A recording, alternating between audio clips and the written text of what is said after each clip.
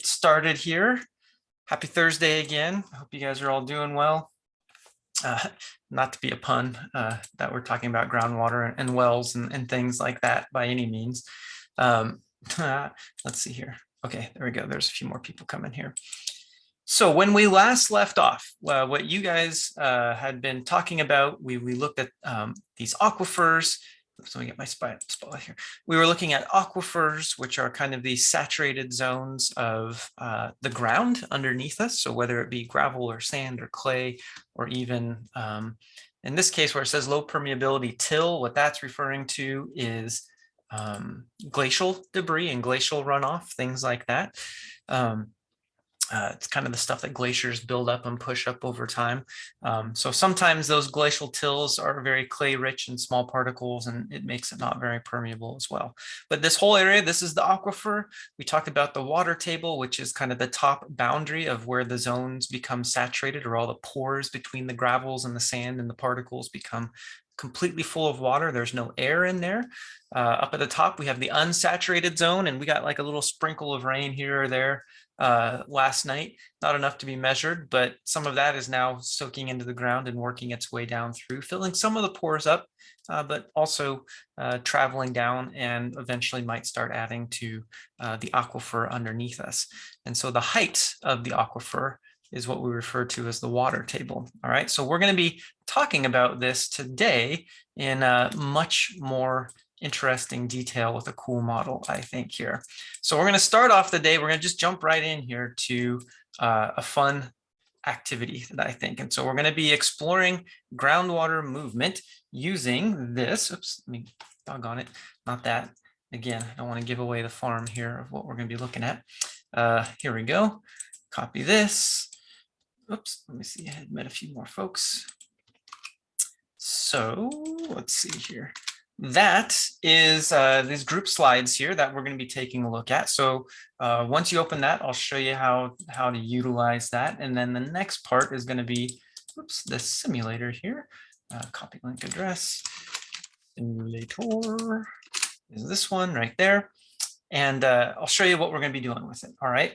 So basically, if we open up the simulator link, it gives us, it's just a blank looking screen and a blank looking model right here to begin with. All right. You'll see we have things where it says add layers, add wells, add water, remove things. I'll show you how those work in just a second. Then, just like you guys were working on Tuesday, when we were playing around with the infiltration rates of the different ground covers and the different soil types and how quickly water infiltrated in or didn't. There was a rain slider. So this one down here slides the amount of rain that falls when we do these models. But the thing I just kind of leave it at the, what do you call it? The preset level for this. We're going to kind of keep it at the same level for everything here.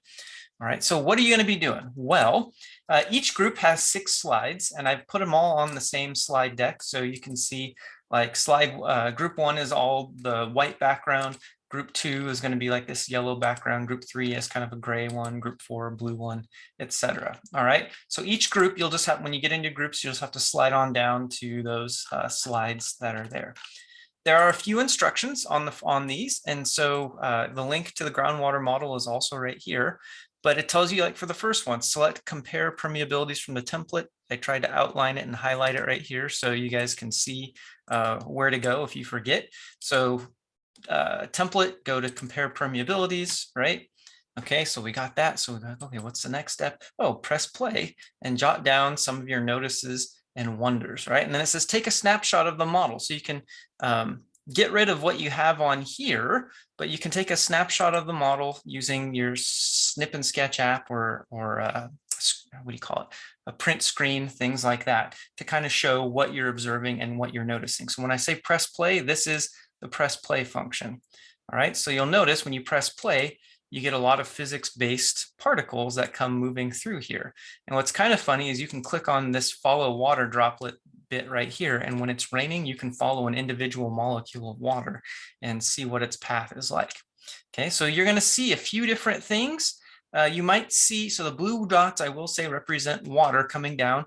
And I don't know, it's hard to tell right here. Maybe I'll make it a little bit bigger. Maybe you can see this little green dot right there. That green dot represents evaporation or evapotranspiration. So if there's like a pond of water, that molecule is now being evaporated and going back up compared to everything else. So you can see that there's my embiggen button down on the right hand side right there if you need that. So that's the first slide. Okay, you guys are going to just tell me some of the notices and wonders. Tell me which rocks were things flowing the easiest, which ones were they the most difficult to flow through. Then for slide number 2, take a look at the gravel through clay types of sediments here. That's the word I was looking for, sediments, sorry. Thursday brain fart here. But you're just going to tell me which property varies the most between these, and you just answer these questions based on this. And we talked about a little bit on Tuesday, but this is kind of a refresher. You guys can answer that pretty quickly. It shouldn't take very much time. And then for this third slide, what you're going to be doing is you're going to change it to confined versus unconfined and press play. And you're just going to watch it flow, right? So you're just going to go to confined versus unconfined, hit play with what it is right there, and just watch it. Just let it go, all right, and see what happens. So that's slide number 3, a few notices and wonders. So my goal here is, maybe take 2, 3, 4 minutes for each, maybe like 3 minutes for each slide is kind of what we're going to be shooting for here, all righty. Then for group number 4, or slide number 4, I should say, here's what gets kind of interesting. It asks you to, if I go over here, add 2 no flowback wells to the simulator. And so the instructions are on here if you forget them, but I just want to show you a few things of how to navigate and use these tools. So here's your add well button, but here's what we want to do. In this case, we want to add what we call a non-flowback well, which has like a different look to it. And the difference between flowback and non-flowback is basically exactly what it sounds like. A non-flowback well means when the water is pumped out, it's being used, people are drinking it, things like that. The water that pumps out is not being flowing back into the ground, as opposed to a flowback well that looks like this. If you put one of these on here, when the water pumps out, it's going to go right back into the ground. So we assume these would be more like agricultural type wells that are irrigating lands and things like that, where the water flows back into it. So the way you use this is you literally go to add well, you click on this button here so it's highlighted, and then you'll see you get the little well thingy like this. All you need to do is where you want to put it down, you just click, and you can either hold down or just do multiple clicks until the well casing gets down to where the water level is. So that's the first one that you're going to do. You're going to put one there, all right? And then for the second one, you're going to put it down the hill just a little bit, but you're going to make it punch through. Oops, where'd it go? You're going to make it punch through that black layer, and you'll see why that black layer is important after the first couple times. And you're going to put it down into this so that it stops right there. Now, what happens if you accidentally put your well all the way down here like this or something and you messed up? The way you do that is you go to the remove button, but here's the catch. You got to click remove well. And once you click remove well, then it'll remove the whole thing. And if you want to add a well, you can go back, you can go back and add the same thing back to the appropriate depth. If you just use remove layer like this, when you click on the X, it removes everything, and we don't want that. So if you get totally messed up like this, here's the easy way to do it. You just click the little reload button in the top left-hand corner, and that resets everything. And then you can go back to doing this, all right? So that's how you add those wells. And then for slide 5 here, what you're gonna be doing is you're gonna change into rural versus urban. What do you notice? What do you wonder? I would say think about the runoff stuff that we did on Tuesday in class. All right, that might be helpful looking at this. So just letting that play. And then the last little bit here is then adding wells to each of these. So on one area, you're going to be using flowback wells, and then one area you're going to be using non-flowback wells. All right, so that's what we're looking at. Those are going to be some of our notices and wonders. And that's where we're headed, right? And you can ignore where it says water level, you can ignore the water level, but what does change over time is the well output. So when you put wells in there, you'll be able to see color-coded corresponding well outputs to see how that changes over time. All right, so I'm going to give y'all about a half hour or so to do these, all right, to just kind of poke around. And if we get done a little earlier, I'll shut the rooms down. But the whole idea here is to have conversations with one another, take a look, what are some things that you notice and wonder, answer a few of those questions, and you'll be good to go. Oh, excuse me, I got to sneeze. Excuse me. Sorry about that. So that's where we're headed. All righty. So I'm going to put you in your breakout rooms, and just to make sure that everybody has the links. Thank you. Just to make sure everybody has the links right here. The simulators on the bottom, the slides are for these. I think I have it so everybody can edit. Just let me make sure everybody can edit it. Yep, everybody can edit it, and we'll go from there. And so I'll be here. I'll watch you guys. If you get stuck, you can call me in or whatever, and I can help. So don't be afraid to ask, and we'll go from there. So let me put you in breakout rooms. Okay, there we go. All right, so we'll do 4 breakout rooms, couple groups of 3, couple groups of 4.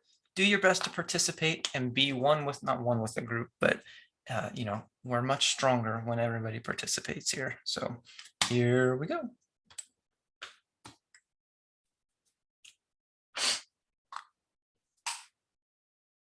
Oops. It would help if I open up the breakout rooms instead of just staring there blankly at the screen, wouldn't it? Okay, there we go now.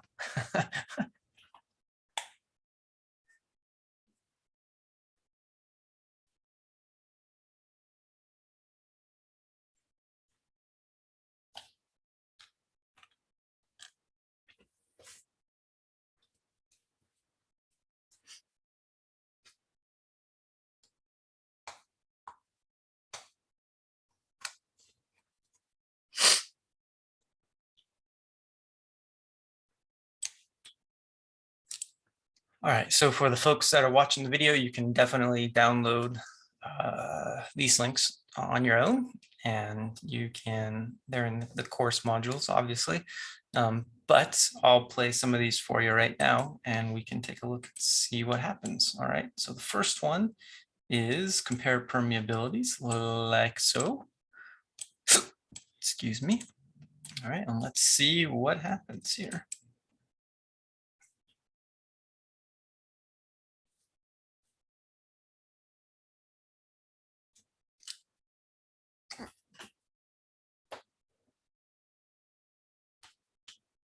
See way more green dots coming off over here where there's bodies of water. Ooh, I can follow the water droplet. This one has just gotten down there and stuck. Oh, here comes some more rain. Let's see what happens to these water drops.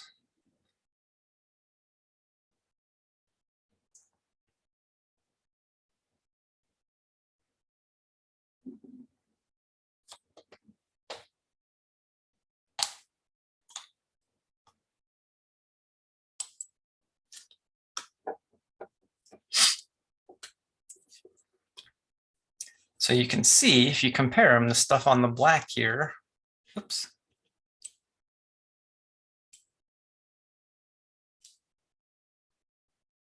Hey, Austin, were you in a room already, or? Oh, Emma can't. Hi, guys. I was. Okay, let me see here. Oh, there we go. Hi, Austin, were you in a group already, my friend? I was not. Oh, sorry, my volume was down. I'm sorry. Could you repeat that, please? Yeah, I actually wasn't. Sorry about that. Oh yeah, no worries, no worries. All right, let me put you in. Let's see. We'll go to room 2 here for you, and then Michaela, I know looks like she was in a different room. So let me see here. Yeah, I was just gonna talk to you for 1 second. Oh yeah, okay, yeah, no worries. All right, Austin's heading out here, I think. There we go. All right, what's up? And hold on, let me pause my recording. All right, so we're back. Okay, so you can see over time, this is kind of what happens, kind of this amount of water coming in and out, and some of these different places here. So then the second one that we're taking a look at would be right here. Oops, let's see here.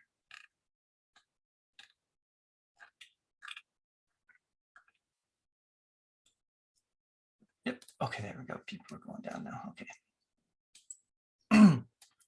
So the second one, then you're talking about the porosity and permeability here and how those vary. So you can see the porosity blue bar looks very similar all the way across, but the permeability or the rate that the water flows through, you can see in some cases super duper duper slow here, right? So those are some things to think about for those questions. And then number 3 here is now we're going to go to confined versus unconfined, and let's see what happens when we just let it play. Okay, so now go to confined versus unconfined, and let's see what happens.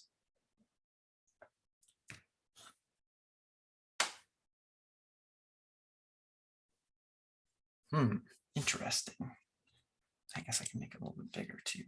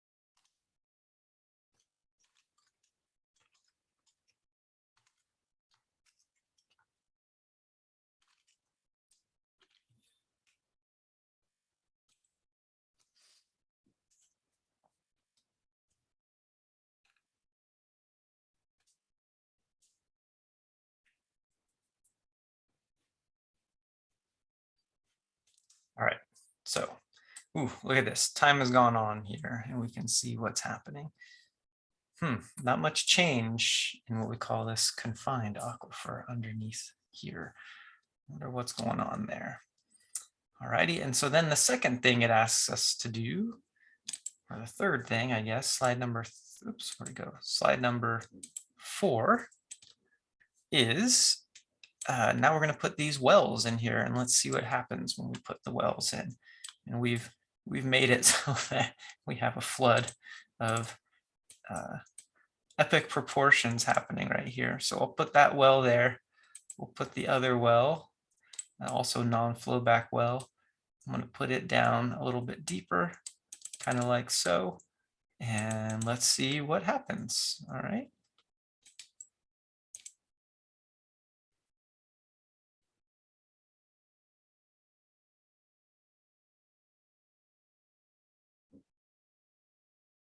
Interesting. Look at that big spike from number 2 and number 1, both about the similar rates.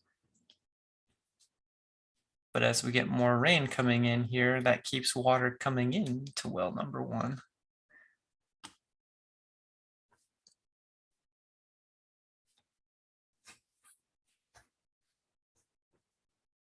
Interesting.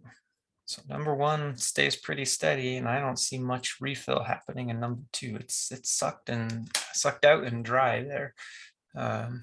Just nothing coming back in because it can't get past this impermeable layer, which could be clay or solid rock, but usually it's like a clay or something like that in a given time. Alrighty, so there's that little bit. Oops, keep going to the wrong slideshow. Let me close this one. There we go. All right. So the next one then is we'll go to group 5, or not group 5, but slide 5. And now we're going to go to the rural versus urban. That is a hard word for me to say.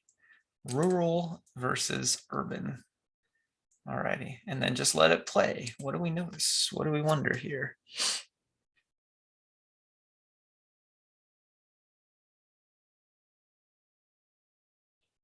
And so in this case, I noticed that there's not much infiltrating in over here. My guess is this represents like blacktop or pavement or things like that that prevent water from running off. And you see a lot more evapotranspiration coming off of here once those impermeable layers like asphalt and things like that get warm during the day. It's going to help a lot of the evaporation as well. So it's kind of funny here when the stuff that can run off does run off and falls back down. And you'll notice because the water table is higher than this impermeable hump right here, if it gets up and higher, it also will spill down in and start making filling in the water tables over here.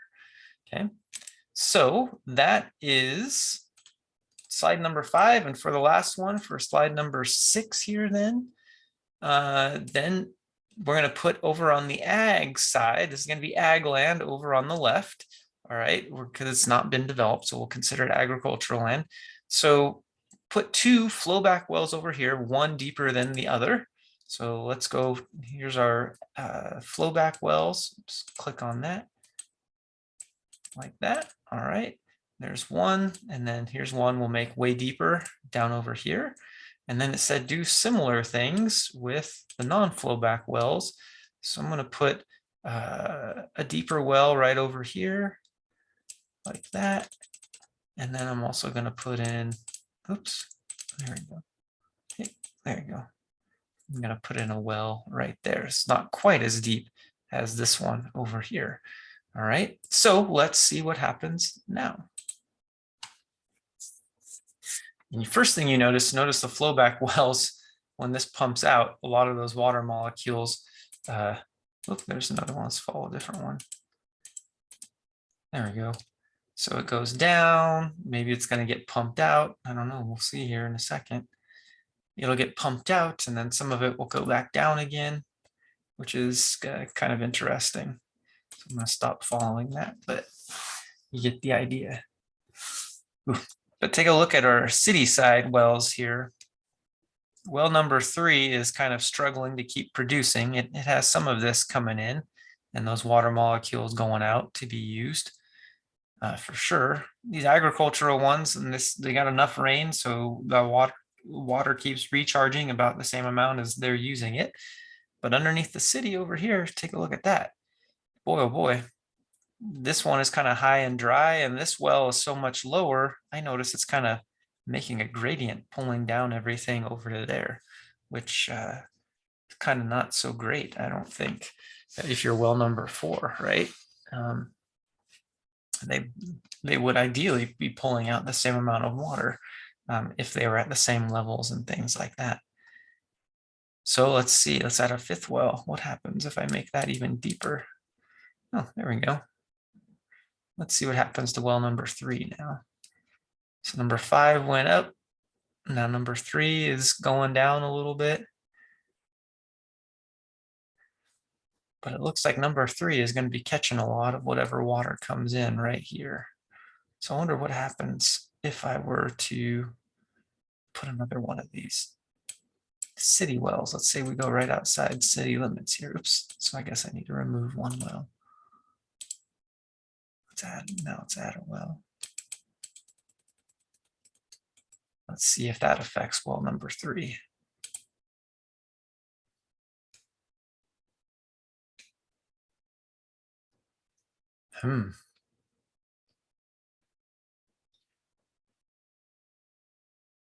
Yeah, look at that. The production of number 3 then just drops pretty rapidly here, along with number 5 and things like that.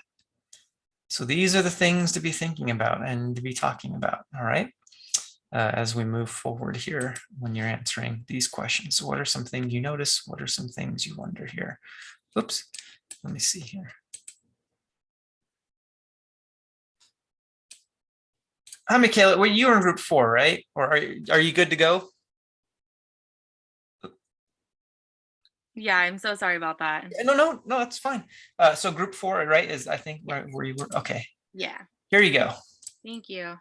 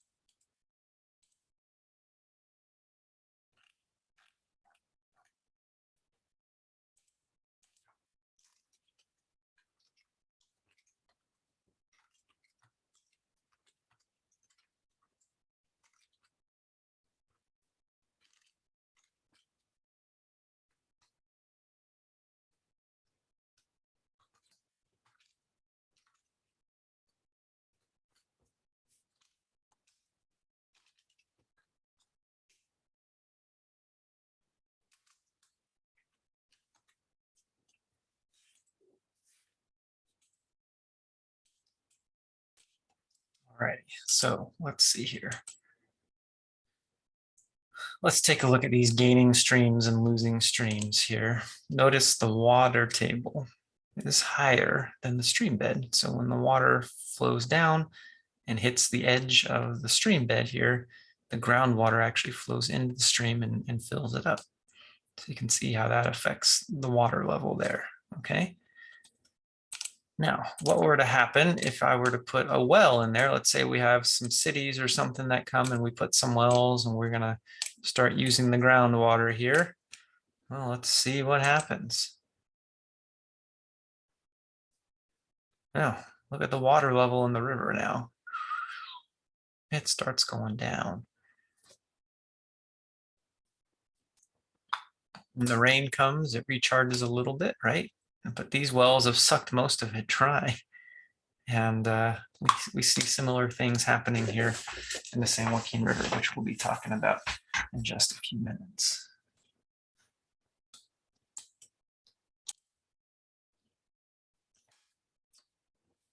All right. High fives, man. that was great. Y'all, I know not everybody quite got all the way to the end, but that's okay. We'll take a look at some of these. I was really enjoying though, looking at all of the different questions and the notices and wonders that y'all had about different scenarios. So I want to show you a couple here. Like, so somebody was asking about and confined versus unconfined. If we put a little like peak hole from between layers, kind of made an opening in between that impermeable stuff, would this flow in a little bit better? So I went and I got my layers, added layers, and I drew like a few little holes right there. Maybe I'll do one, oops, one right there too. I don't know. Oh, there we go. Something like that. And let's see what happens. They were wondering about like evaporation. But what I'm noticing is there's a few little water droplets trying to make their way down through the easy flow here and actually replenishing a little bit of the aquifer underneath. So it doesn't look like there's going to be any evaporation. It's still too far underground to evaporate, but just something to think about there, right? And when you put the wells underneath there, what you guys were seeing, right? All of that confined aquifer couldn't recharge. And so basically what the whole idea of a confined aquifer is exactly what you're seeing here. Is you have this layer of very permeable, very easily to pump out water, this aquifer and this loose material. And then if it's overlain on the top by like clay where it doesn't move very quickly, it just kind of gets stuck and it kind of gets trapped. And in the Central Valley, and even underneath Turlock, our geologic history in the last several million years, at times there's been periodic lakes in the Central Valley called Lake Clyde. When we had ice ages and there were, was much wetter in here. And as that was happening, you would get these kind of thick layers of wet layers of sand and deposits, and then clay would overtop that in those lakes and kind of keep them capped in, and then more layers would come in over the top. And so what that ended up looking like is something kind of like this. If you were to look at a cross section of underneath Turlock, this is kind of what we have. We have some really easily permeable stuff, some not so permeable stuff like clays that still transmit. And then we have some clays that are completely, totally impermeable. And you'll notice how the water kind of flows down underneath there and into different sections. And believe it or not, here's an actual cross section of Turlock underneath us of what of where our wells are in Turlock when we get our drinking water and things like that. So from, if this is like Highway 99 over to the other east side of Turlock city boundary, somewhere in that neighborhood, these are the cross sections of what's underneath us here in terms of elevation, right? We are at just about sea level here, about 108 feet above sea level on the east side of town, about 100 feet above sea level on the west side of town. And so then to go down, some of these wells are 500 feet below sea level or 600 feet down from the surface. And they go through these, well, the top layer here is what we call the Corcoran clay, which is clay and doesn't transmit things very easily. But underneath it, we have nice aquifers here. And all these are also clay layers in the gray.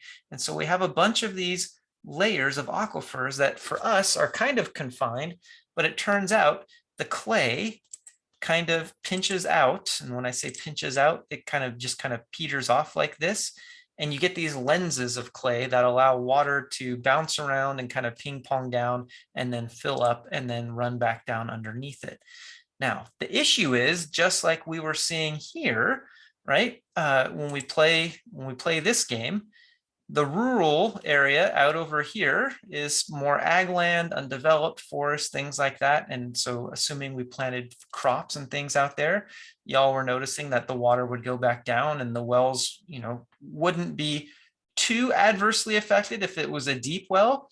But if you take a look at my well number 2 here, totally, there's no water for it. The same thing happened over here underneath the city wells. The deeper well, the deeper the straw, got more water and left some of these high and dry. And we'll learn about what that's called and why that is in just a quick second here. But that happens underneath Turlock, if we were to put that here, and can cause some concerns if we take more water out than what goes in every single year. It's just like a bank account, right? If you withdraw way more money than you have in your bank, you overdraft and then you have no more money. Same thing can happen with water and groundwater. So that's some of the cool things that I wanted to show you with these models. And you can totally play around with this. Like we could make this so that maybe, oops, there we go. Oh, maybe I can make it really easy flow like this. There we go. And now look at the rush of water that comes in. So this is modeled after real physics, and this is how real water kind of moves and fills up. And you notice it fills up almost like a straight column here before it starts bleeding out and soaking in and starting to raise the water column over here. The physics of how water moves underneath the ground is just a really amazing, cool thing if you're into that kind of stuff.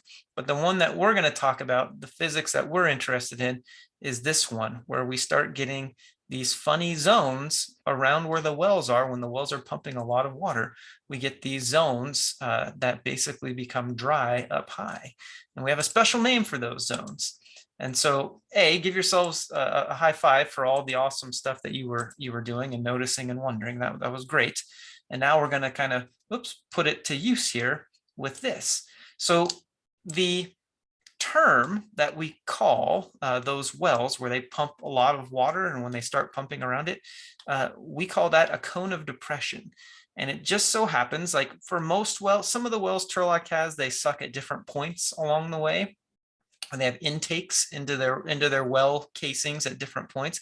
But for the most part, a lot of the wells, they just drop down really far deep and they pull out from the bottom here.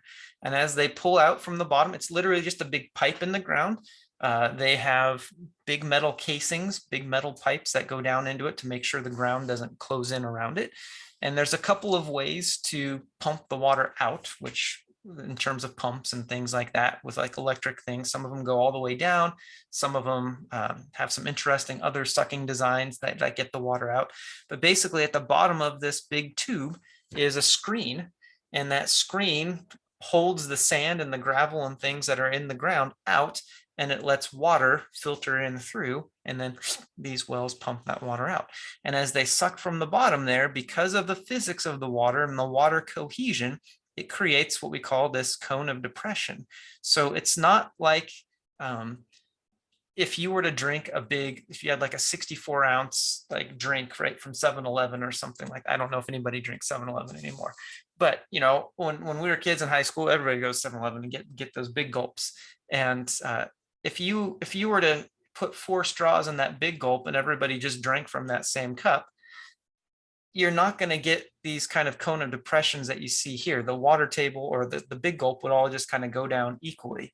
But on a bigger scale, when it's water and stuff is stuck between, when water is stuck between sand grains and things like that, this is where the cones of depression happen. And if you imagine this is our big gulp on a big picture, and one person had a really long straw and a couple people had some short straws, what's kind of interesting is the people with short straws over time are not going to be able to get any of the deeper water if the water in the middle here, the well in the middle, is pumping out way more water than what is naturally coming back into the system, or what we call recharging the system over time.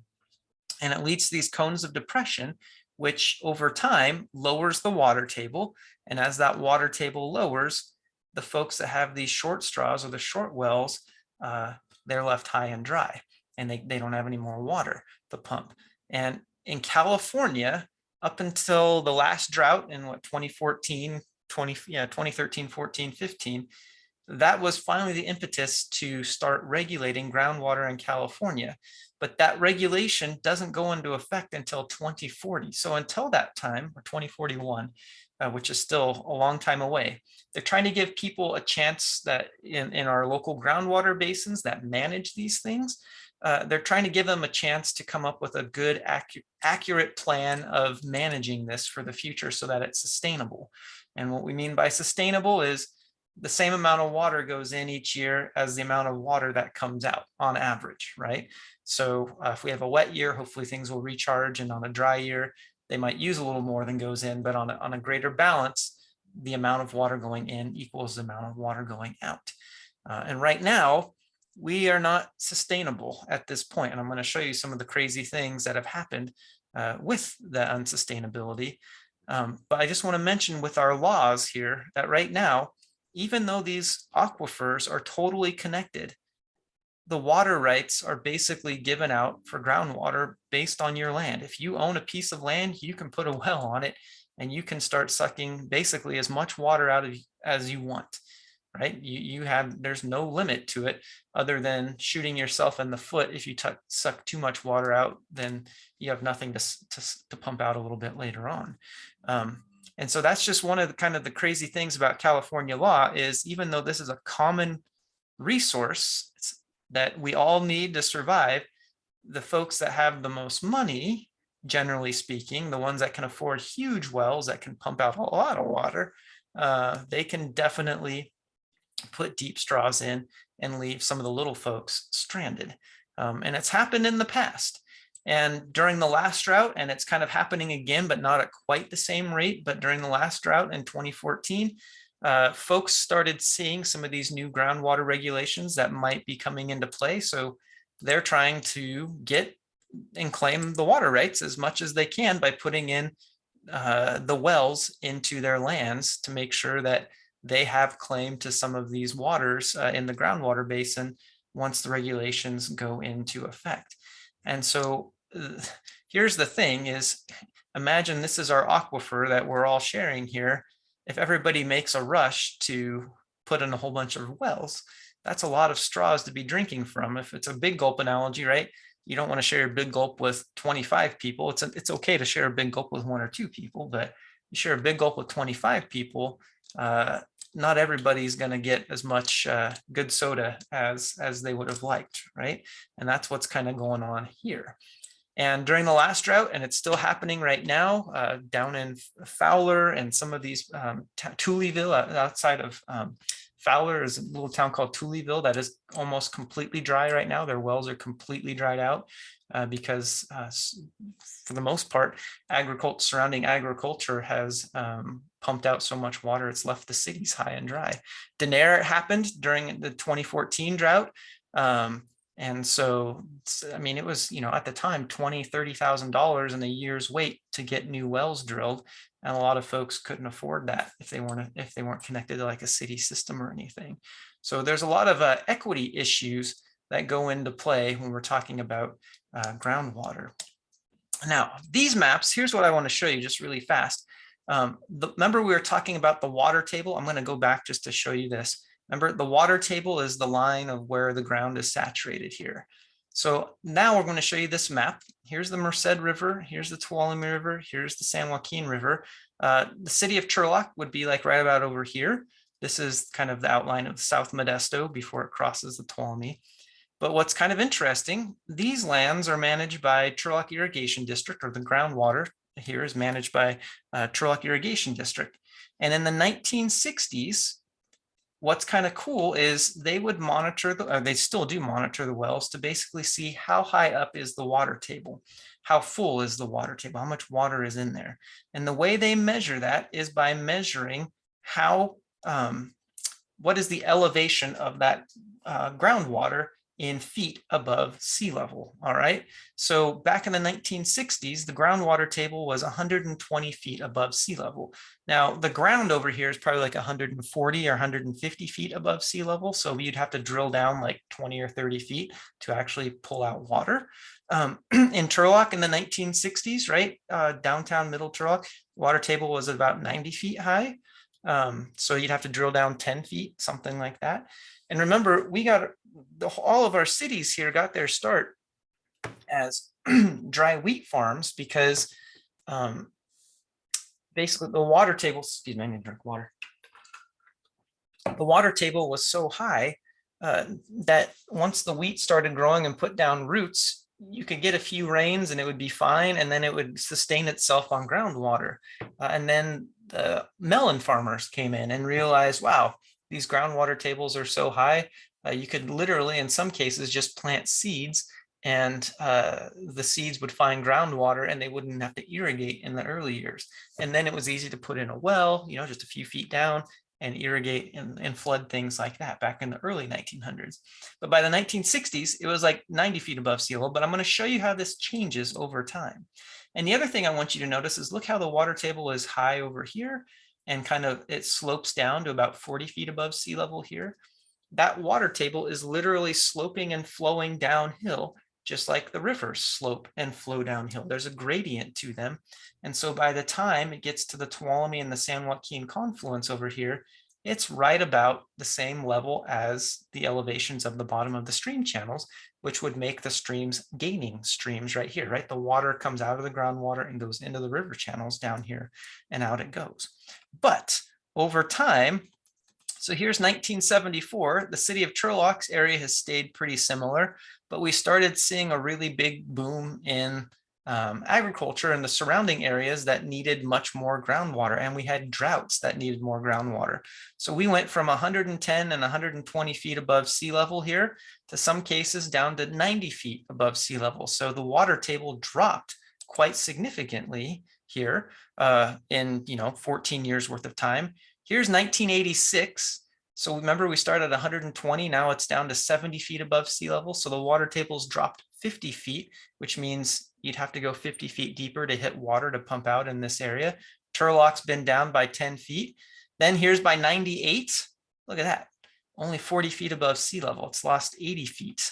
And in some cases, and then it popped out and surrounded everywhere like this. So these areas now were basically lower than these areas of the water table. These huge cones of depression here were about the same level as the rivers where the groundwater used to flow that way. So not only were you pumping out so much water here that it lowered the water table, but it also prevented some of that groundwater flow from contributing out to the rivers and helped contribute and make these rivers losing streams where their basically water is soaking into the ground and charging up the groundwater. And this was the state back in 2005. So this is not sustainable, right? I mean, if we keep sucking out water like this, there's just not going to be enough for future generations, and that's why the laws came into be, is we're trying to make this sustainable for everyone and not just some of the money holders. So here's what's kind of interesting is one of my friends on Twitter, Dr. Scott Giuseco, he's an isotope hydrologist. So basically, remember we talked about absolute dating at the beginning of the year, how you can use isotopes to figure out, man, how old things are. There is some publicly available well data. And I should mention that most well data, like the well logs, like what type of soil things are in and how much water is in there, if it's a private well, you only have to get a permit to get that, and then all that information goes and gets locked up and is not publicly available and not free to share. And so we cannot model the groundwater very easily in California because we only have a few data points. We don't have enough information to really understand how things move. That's going to change in the future with the new regulations. In the meantime, Dr. Scott Giuseco here, he was able to take some of the well data that was available in the Central Valley and check this out. He was able to age date the water here. During the last drought, when folks were pumping out water, he was able to get a carbon-14 age for some of this water. And on the left-hand side, you see the depth of the well. And basically on the x-axis, we see how old that water was. So in some cases, for a lot of these wells, the average age for water that was from wells that were about 600 feet deep, they were pumping out water that was over 25,000 years old. So that water had been down there since the last ice age. That's when it got down in there, and that's what they were pumping out here, right? Maybe 8, 9, 10,000 years old here for between 300 and 400 feet, kind of on average. The average is the black line right here, right? This is kind of the average age of each of those. So on average, maybe 5,000, 6,000 years, somewhere in that neighborhood. And then you notice when you get up a little bit higher, it was generally speaking a little bit younger and much younger. But for the most part, the groundwater in our valleys are old. We have those lenses of clay that prevent the water from going in and recharging quite as quickly. And near the surface here, you'll notice that we get some really old water near the surface. And the reason it comes out as old is because they pumped it from down here applied it to their fields, and then that started sinking in before the carbon-14 really had a chance to reset. So that's why they were finding kind of these really crazy old ages way up here at the top. But the thing to think about is it takes a long freaking time for a lot of our water, depending on the aquifer here, to get down and recharge and fill up these areas. And that's a big thing to think about and to know. And so remember, we were talking about porosity and permeability a little bit earlier. Well, the porosity is how much empty space there was between mineral, excuse me, how much empty space there was between mineral grains.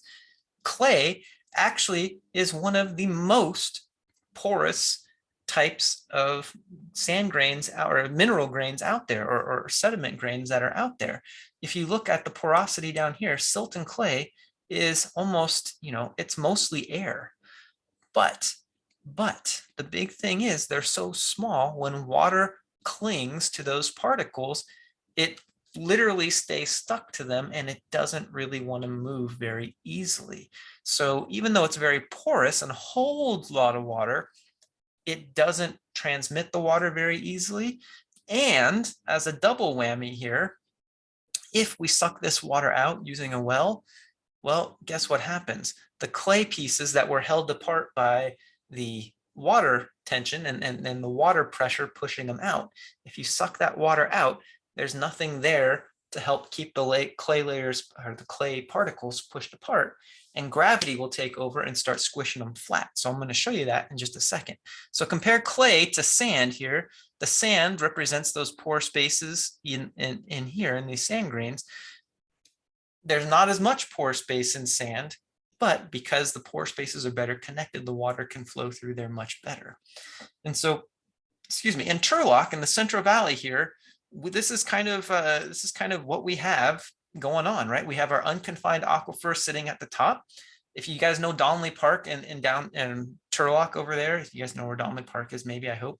The lake at Donley Park is basically kind of like this. The city of Turlock uses that lake to pump out groundwater that's shallow, pump it into the lake, and then they store it there, and then they treat it a little bit later on, because that shallow groundwater they don't want getting back into the main aquifers because it's not super great water. And so they use that as a way of treating it and making it better. But we have that confining layer of like clay, and then we have several confined aquifers underneath us. And that's the schematic that you're seeing here. Right, we have that really permeable stuff on top. The black layers represent like lenses of clay. You notice on the east side of the valley, we don't have nearly as much of that clay, and we have way more sand compared to the west side of the valley that has much finer sediments washing off of the coast ranges over here. So here's the problem with clay. Like I was saying, here's clay. If it's all full of water, imagine like those ancient lakes and stuff still had water stuck in between those grains as more layers of sediment got put on top of them. When you start sucking out the water from between these clay particles, there's not as much pressure pushing those clays apart, and gravity then becomes the overall force that's much greater and starts taking these clay layers that were spread apart and squishing them flat, and they start laying flat side by side. And once those clay layers kind of get flat side by side like this, there is no way you can refill that and pump water back into it and make the clays in most parts expand again. It's like taking a sponge and squeezing it flat and then making sure that it's so flat that it just can't regain its poofiness anymore. That's exactly what happens with the clay. And so in the Central Valley, here's how that affects us. And it's a pretty amazing thing. Not so much in our Turlock groundwater basin because we have a lot more sand, but in places where there's a much more clay rich in the Central Valley, which is just like south of the Merced River and west of the San Joaquin, groundwater pumping there has been so severe in the last 100 years that it's caused the ground to literally sink. So you pump the water out from the clay compresses and it sinks, and we call that subsidence. And this is probably the first really famous picture of subsidence in the Central Valley down by Mendota. And basically the land surface in 1925 was this high. And in 50 years, they pumped so much groundwater out of the valley down here that everything deflated and went down and subsided like that. It's still happening today. And I'll show you some of the more recent views of how much it's gone in the last year or two. But from 1965 to 2013, it was 7.3 feet of subsidence, right? Pretty amazing, pretty crazy stuff. The California aqueducts, those canals that take water to Southern California, they run right through some of these areas in California that are sinking. And so now these canals are no longer at a good flat gradient. Parts of them are bent down in and way lower than parts that are supposed to be downstream. And so what they have to do is they have to literally not put as much water in the canals, because if they did, they would overflow their banks and start eroding things, and they would destroy the entire canal. So subsidence is really messing some things up. And how did it get like that, right? That's kind of the $1 million question here. Is here's a fake satellite image of what California probably looked like in the early 1800s. Excuse me, in the early 1800s, when we had no dams, no levees and things like that in the Central Valley.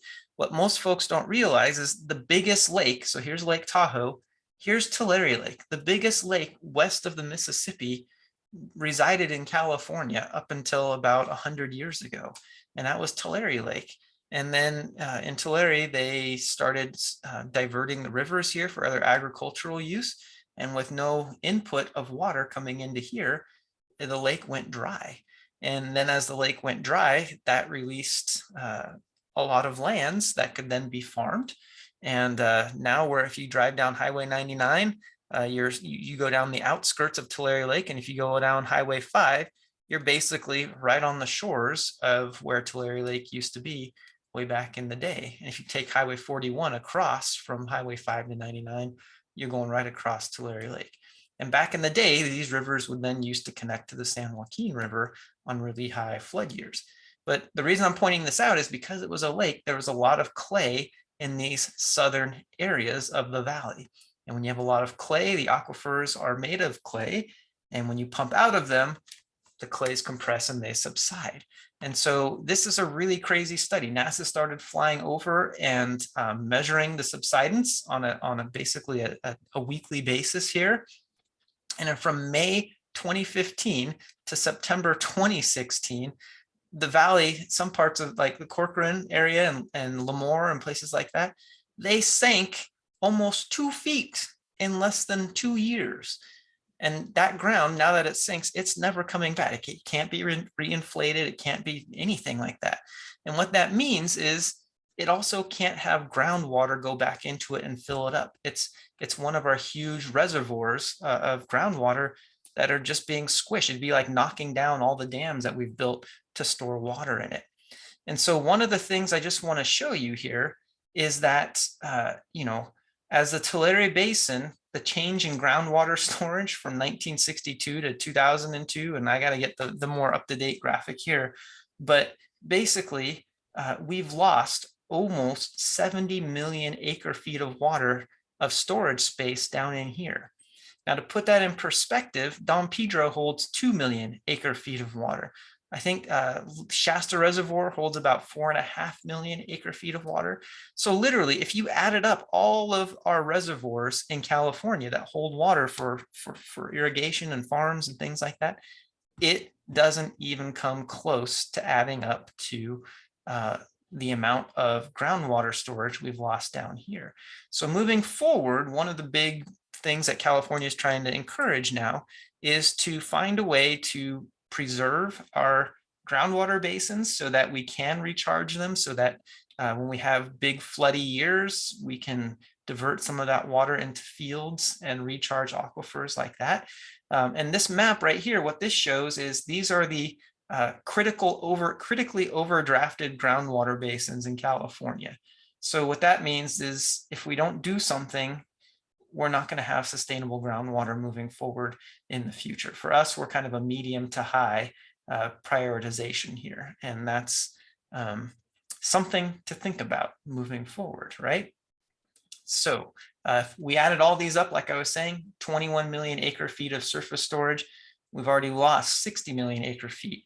And it's way cheaper to pump water into the ground than it is to, just build more dams and things. So like I was saying, UC Davis and UC Merced and even parts of Stanislaus are working hard to work with farmers and studying how flooding farms on dormant almond orchards and stuff during the wintertime, if that has an effect. Turned out it had a pretty beneficial effect, both for the groundwater table and for the trees. So that's what they're doing and finding out, which is kind of cool. So we got to figure out a way to work with everyone to make these sustainable changes happen in terms of groundwater management moving forward. Because if we don't, we're not going to have any water, and that's already happening. Like I said, in Tuleville and Exeter and some places down in the southern San Joaquin Valley. And generally speaking, those communities are communities of color, and they are communities of just not very well off resources, and they are the ones that are bearing the brunt of this extraction without any recharge. So another way to think about equity, right? And so Roseville, the city of Roseville, what's kind of interesting is they're taking, they actually have put in like reverse wells where in wet years they can take some excess river water and pump it into the ground and store it underground. And then in dry years, they can pump it back out. There's some places that are water banks that will literally flood and soak into the ground and be stored for later use, right? So there's a lot of not problems, but issues to solve in terms of, paying the right people and making sure that the water is still a common good and not just going to people whose land that it goes on and things like that. So there's a lot of issues to work out, but we're hopeful that it can happen at some point. And remember, just to think about, I just want to show you here, we have tunnels that take water from the Sacramento River here all the way to what we call the Clifton Court Forebay. And from here, water gets pumped out of here down to the state and federal pumps and down the California Aqueduct and the Delta Mendota Canal. And these go down to Southern California and have 25 or 26 million people relying on this river water up here. So if we don't manage our groundwater and everybody relies on river water, there's not going to be enough to go around. So they've got to find balance at some point, and that's what we're going to be talking about moving forward. So I'll leave it at that. You guys can take this. These are not on the sketch notes. I just put these in case we had a little bit extra time, but we didn't. You guys did great. But we've had other mega droughts in California's past. These trees were growing along the Walker River on the east side of the Sierra River 1,000 years ago when the river levels were so low that trees could grow down here, and now the river's back. But it's just kind of these really cool fossilized trees that are kind of centuries of mega droughts gone by. So we've had 30, 40, 25-year droughts, 22-year droughts. And I would consider even the drought we're in right now is kind of goes back to 2012, to be honest with you. So we've had it in the past. We've got to figure out how to manage with water in the future. And hopefully this gives you a few things to think about as we move forward in groundwater management and looking at things in California's context. All right. So good job. It's 12:15. I hope you have a great weekend. Get some of those sketch notes done. I'm working on them right now. So I'll go back through again if you guys turn them in a little bit later or anything. Other than that, I hope you have a great weekend, and I'll see y'all later. Okay.